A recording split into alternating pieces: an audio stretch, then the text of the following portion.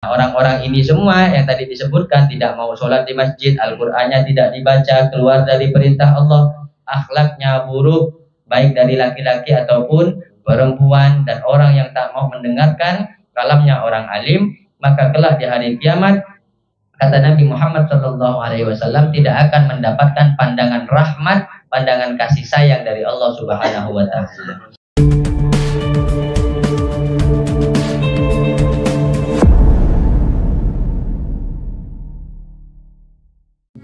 Warahmatullahi wabarakatuh.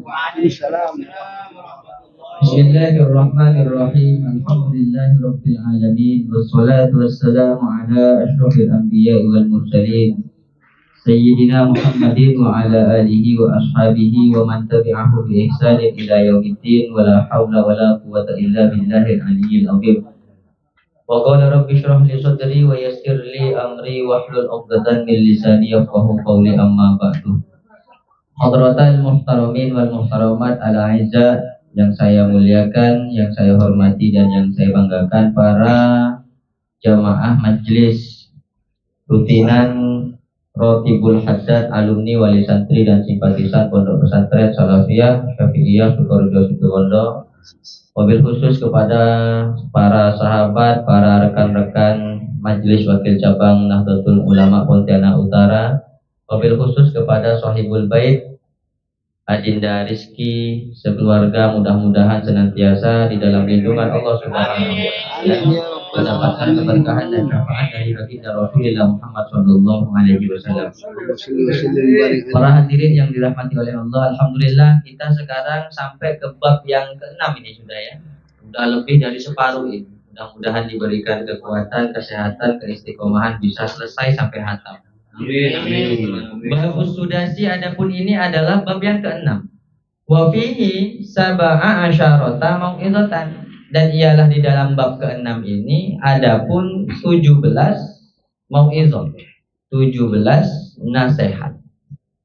Di antara 17 nasihat itu sintani khobarani, adapun 2 nasihat. Khobarani ialah berupa hadis, wal baqi, dan adapun sisanya asarun adalah asar. Asar itu artinya bukan hadis, akan tetapi sesuatu yang disampaikan atau jejak. Makna aslinya asar itu adalah dampak, bekas atau jejak dari para sahabat Nabi Muhammad Sallallahu Alaihi Wasallam.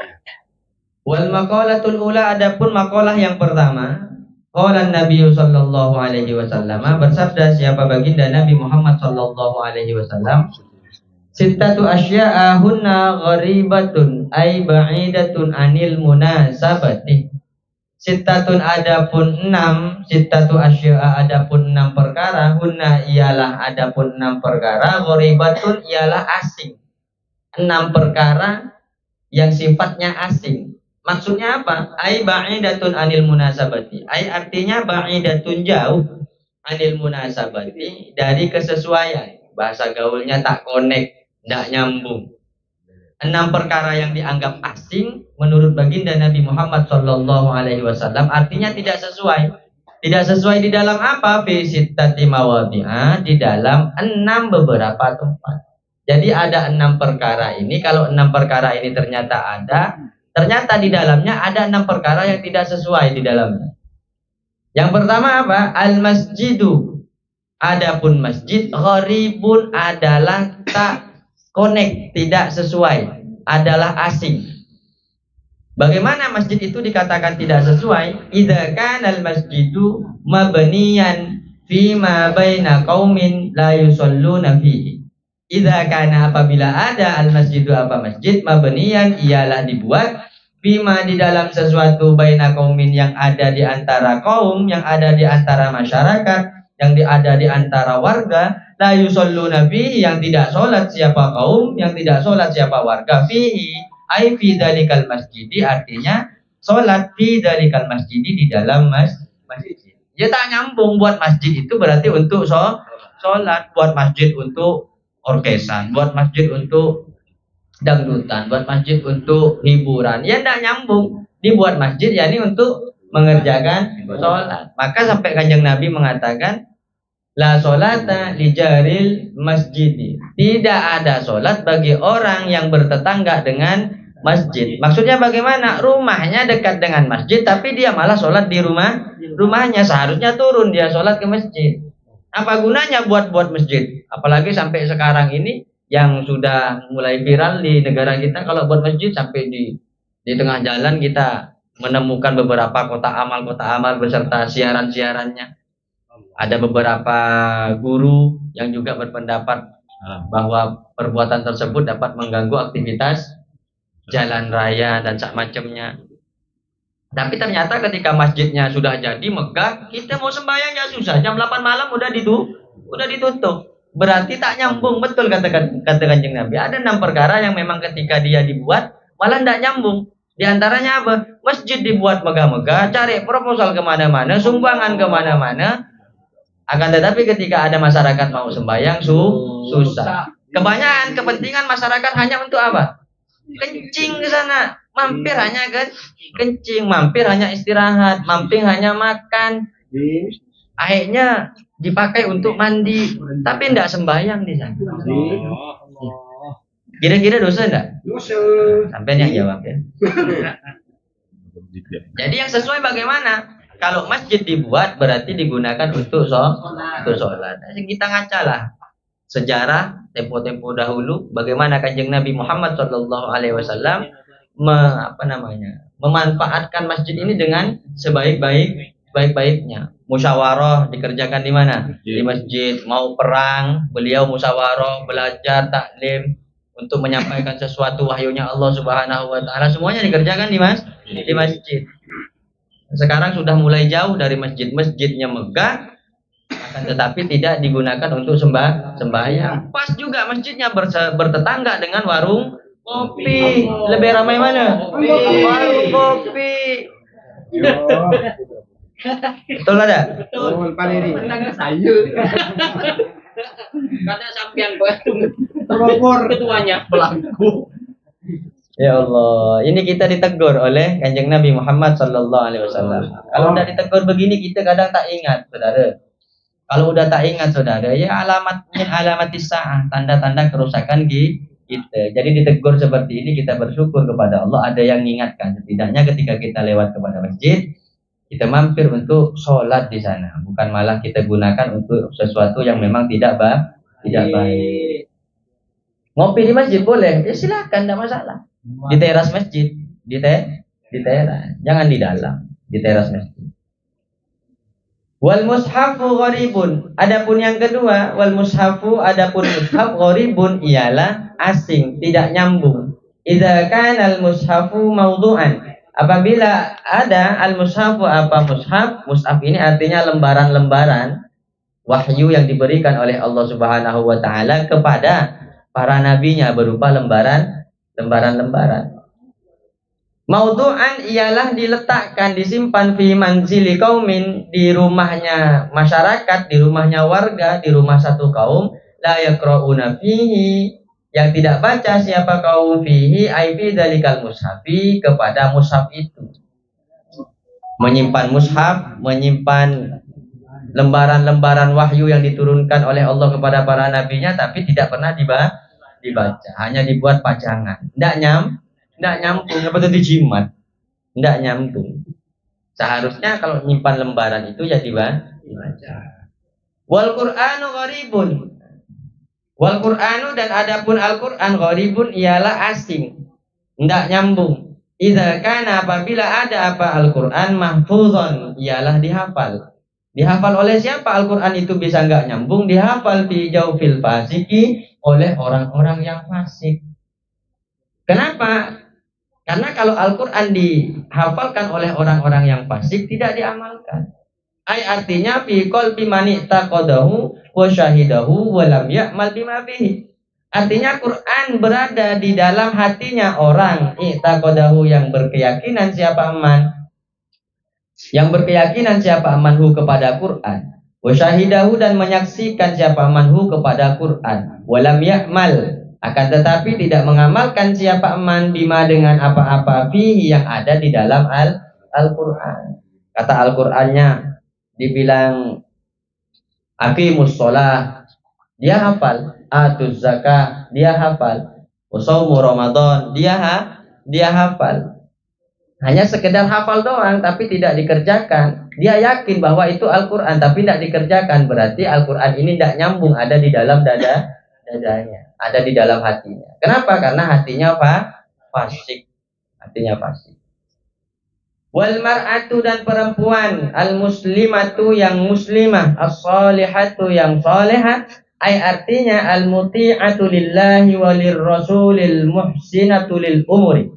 Ay artinya yang taat lillahi, kepada Allah, walir rasuli, dan kepada Rasulillah, al muhsinatu, yang berbuat baik, lil umuri, kepada semua urusannya.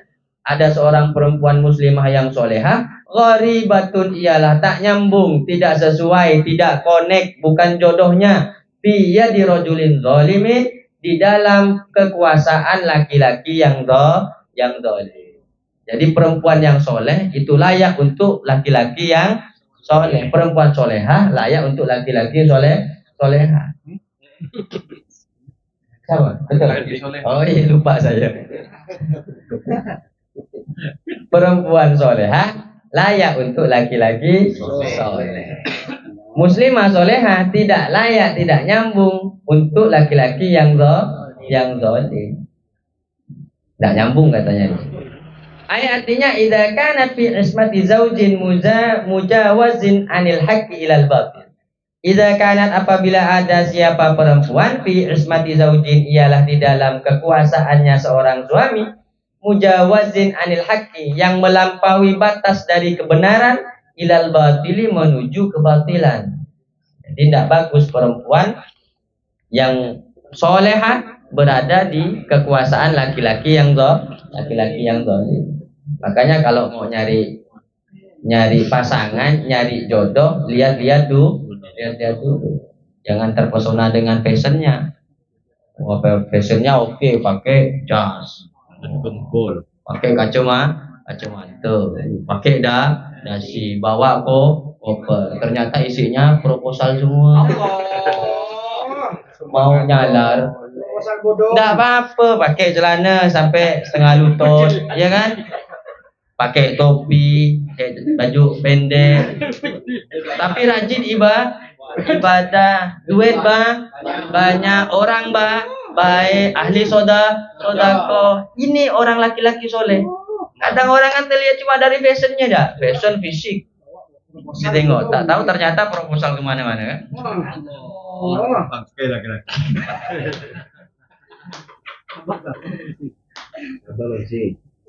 Maka orang tua harus teliti ketika punya anak perempuan, dan anak perempuan tadi sudah dewasa, ada yang suka, maka teliti dulu sama orang tua. Apa yang perlu diteliti? Setidaknya kata Kanjeng Nabi, idza ja'akum man tardawna dinahu wa khuluquhu, baru fazawwijuhu.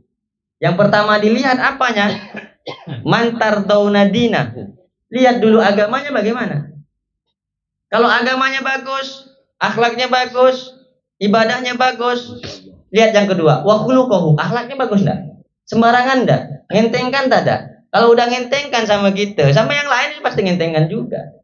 Nah, kalau sudah ridho kita tahu dia ini akhlaknya bagus, ibadahnya bagus, udah tak ada alasan untuk kita tolak, fajawwizu. Maka kita nikahkan dia. Justru kata Kanjeng Nabi, illam taf'alu takun fitnatun fil ardi wa fasadun kabir. Kalau ternyata tidak dikerjakan, malah bisa menjadi fitnah, bisa menjadi kerusakan di dalam keluarga kita sendiri. Maka orang tua yang punya anak perempuan ya harus hati-hati dan teliti. Lihat dulu ketika datang, jangan asal bilang iya, nggak boleh begitu. Dilihat dulu, diteliti.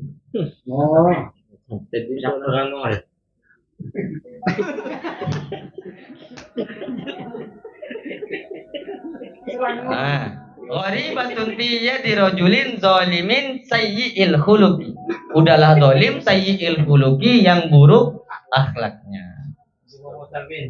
Qala Nabi sallallahu alaihi wasallam, bersabda siapa baginda Nabi Muhammad sallallahu alaihi wasallam, ahabbukum ilayya ahsanukum akhlaqan. Ini kata Kanjeng Nabi, ahabbukum ilayya, adapun paling dicintainya kalian ilayya olehku, ahsanukum adalah paling baiknya kalian. Apanya? Akhlakon, akhlaknya.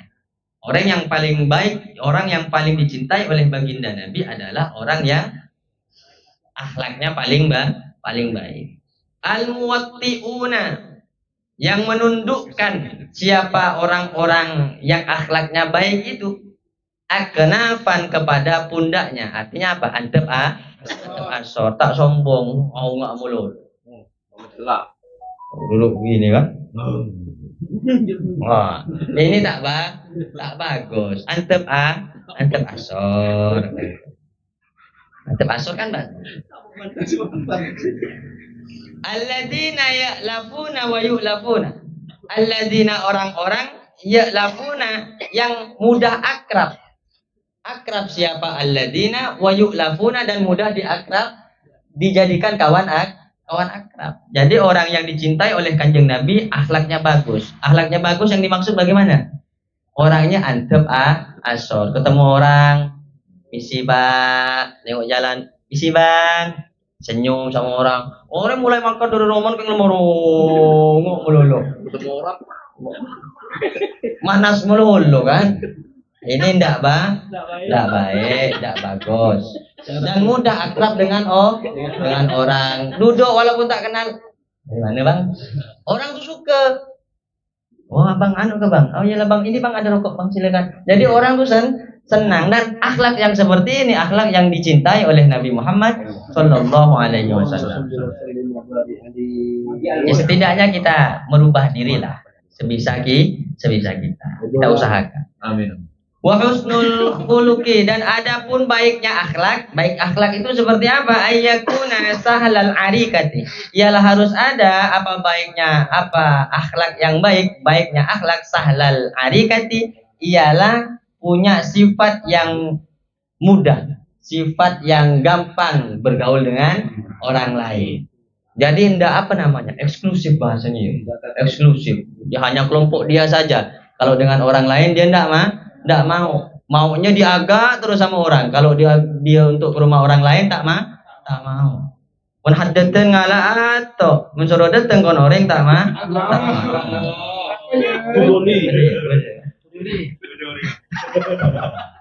Benar orang datang.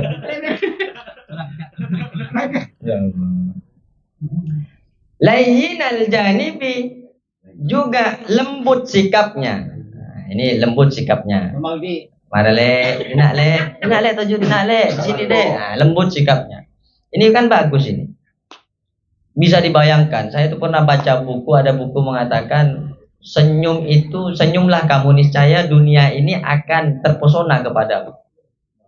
Bahkan dikatakan kalau kamu tidak bisa senyum, maka jangan pernah buka toko. Karena kita malas kan? Nengok orang malas melolo gitu. Enggak betul, saya pernah baca di sebuah buku itu dulu. Tapi ya mun pas lebot senyum melolo, kapan lebot senyum, senyum, cocok senyum, ya bocah orang gila ya, senyum melolo.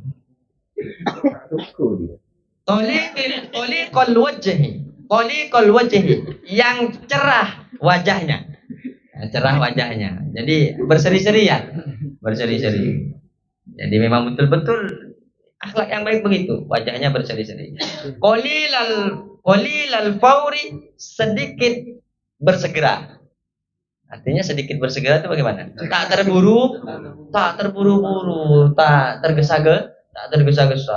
Orang butuh kerbak. Itu akhlaknya enggak bagus. Pelan-pelan makan, langsat satu. Tak tahu kayak tempat sepereng. Pelan tapi pasti luar biasa. Sambil nonton kan. Luar biasa ya Allah. Tibal kalimati. Kemudian tibal kalimati, baik bahasanya. Tibal kalimati, baik bahasanya. Berbahasa dengan bahasa yang baik. Assalamualaikum, waalaikumsalam. Lagi rokok le. Baik begitu. Kita datang, Assalamualaikum. Aduh orang ay. Wah, padahal saya nyaut je orang. Astagfirullahaladzim. Temu orang nyalar. Orang mau sumbangan kan. Assalamualaikum. Tidak ada orangnya ya kan. Qala Rasulullah sallallahu alaihi wasallam, bersabda siapa Rasulullah sallallahu alaihi wasallam, ahlul jannati, adapun penduduk surga, kullu hayyinin, ialah setiap orang yang mudah membantu orang lain, layyinin, yang lemah lembut, sahlin, yang gampang dengan orang lain, tolkin, yang berseri-seri wajahnya. Jadi carilah ciri-ciri penduduk surga ini di dunia ini. Ciri-cirinya gimana? Ciri-cirinya adalah mudah bantu orang. Orang kesusahan, sakit, tak ada motor, tak ada mobil, dia keluarkan mobil, ayo saya antar ke rumah sakit. Mudah untuk membantu orang. Orang kesusahan, nak minjam duit, cepat dikasih pinjam duit. Ini namanya ahlul jannah. Layyinin, dan juga baik hati, lembut hatinya. Sahlin, mudah, gampang dengan orang lain. Tolkin, juga cerah wajahnya. Gampangan. Tak gampang manas. Warrajulu al-muslimu sholihu. Nah ini. Warrajulul muslimu, adapun laki-laki muslim, as-sholihu, yang soleh, gharibun, ialah tidak pantas, tidak sesuai, fi yatimro'atin rodiyatin, di dalam kekuasaan perempuan, rodiyatin, yang jelek akhlaknya. Jadi yang untuk laki-laki soleh, ya jodohnya pasti perempuan solehah. Kalau perempuan soleha, ya jodohnya laki-laki soleh. Maka kalau ada laki-laki yang soleh tidak sesuai, tidak berjodoh, tidak pantas dengan perempuan yang jelek akhlaknya. Aiza kana, apabila ada siapa laki-laki fi mu'asyarati imra'atin, berada di dalam pergaulan bersama perempuan, wadi'atan fil hisbi, halehina fil hisbi, di dalam nasabnya. Nasabnya maksudnya dari segi keturunannya. Hakiratan fin nasabi, dan juga hina fin nasabi, di dalam nasabnya. Jadi orang perempuan yang memang tak betul dari keturunannya, kemudian dari keluarga-keluarganya memang orang-orang tak betul. Jadi kalau udah tahu kita datang, misalnya ada orang datang ke kita mau ngelamar anak kita, mau minta anak kita tengok loh keluarganya gimana, dia seperti apa. Karena juga sedikit banyak berpengaruh kepada kita, juga berpengaruh. Sayyiatil khuluqi, yang jelek akhlaknya. Ini perempuan yang jelek akhlaknya, tidak sesuai dengan laki-laki yang soleh.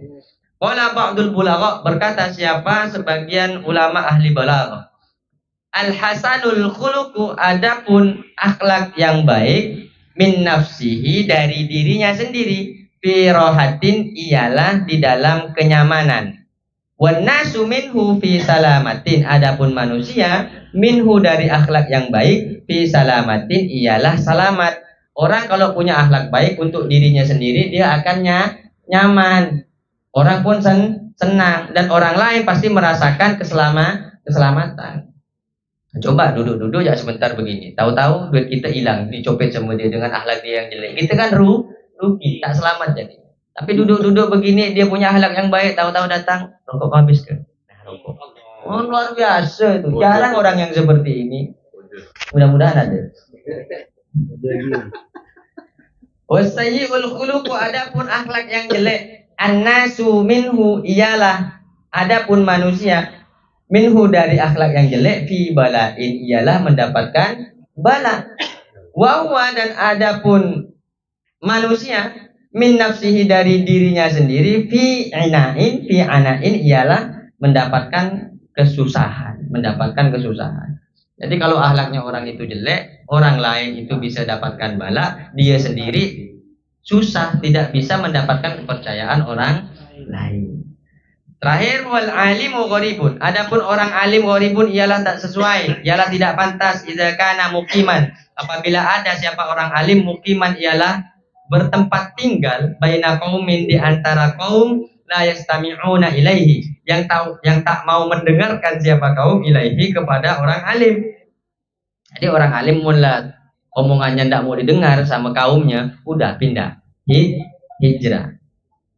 Artinya la yulqauna sam'a ila hadisi, yang tidak mau didengarkan atau mendengarkan siapa mereka as-sam'a kepada pendengaran ila hadisihi kepada percakapannya orang-orang alim. La yalquna, yang tak mendengarkan siapa kaum as-sam'a kepada pendengaran ila hadisihi kepada ucapannya orang-orang yang alim. Summa qala alaihi salatu wassalam, kemudian bersabda siapa Kanjeng Nabi alaihi salatu wassalam, Inna Allah Ta'ala, sesungguhnya Allah Subhanahu wa Ta'ala, la yanzuru ilaihim, ialah tidak melihat siapa Allah Ta'ala ilaihim kepada mereka semua, kepada mereka semua. Artinya haula'il qaumil ladzi la yasghuna ila kalamil alim. Allah tak mau melihat kepada mereka kaum alladzina, yang tidak mau, alladzina la yasghuna, yang tidak mau siapa kaum ila kalamil alim, mendengarkan kalamnya orang-orang alim. Jadi mafhumnya bagaimana? Kalau mau dilihat oleh Allah Subhanahu wa Ta'ala, dengarkanlah kalamnya orang-orang alim. Dari guru-guru kita, ulama-ulama, kita dengarkan kalamnya.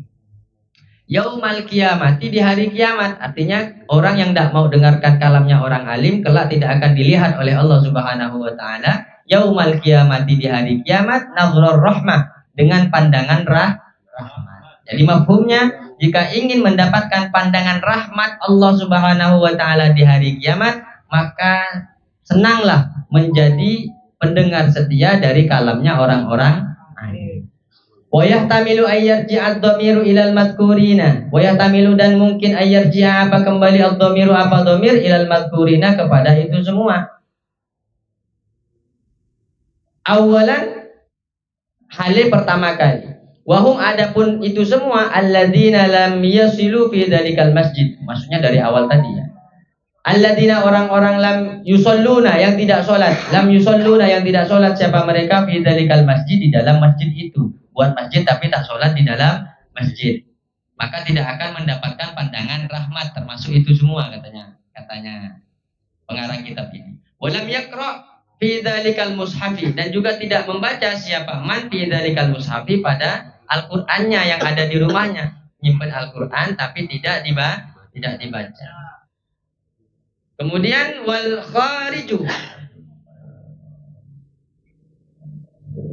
wal khariji an amrillahi ta'ala, wal khariji, dan keluar an amrillahi ta'ala, dari perintah Allah Subhanahu wa Ta'ala. Orang yang keluar dari perintah Allah tidak akan mendapatkan pandangan rahmatnya Allah di hari kiamat.